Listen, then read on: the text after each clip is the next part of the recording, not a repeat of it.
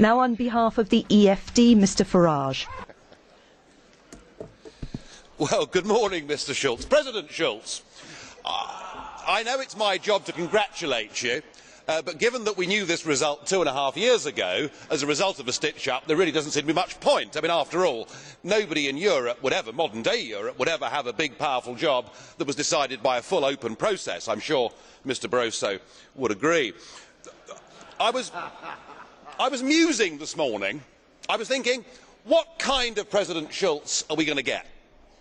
Are we going to get a dignified, calm, a figure that behaves like the Speaker of all great parliaments around the world, somebody who puts himself above politics and the nitty-gritty of the day-to-day arguments and is an ambassador, indeed a statesman?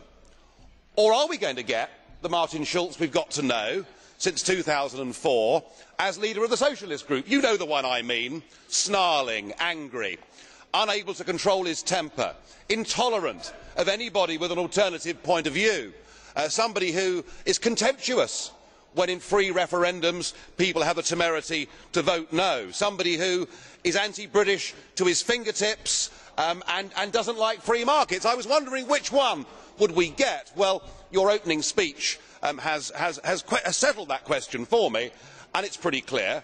We're going to have 2.5 years of political fanaticism from the chair. And I have to say, only a third world country, only a banana republic would want to have an overtly political president of a parliament. But it's what we've got. I may represent the smallest group in this parliament, Mr Schulz, but I can tell you that it's a group whose ideas and whose views are now being echoed by a growing number of citizens right across this continent. I'm sure you'd agree. The opinion polls show it's kind of 50-50 whether people think this EU is a good thing or a bad thing. What we represent, sir, is not anti-Europeanism. That is not what it's about. We believe in nation-state democracy. We want a Europe of trade.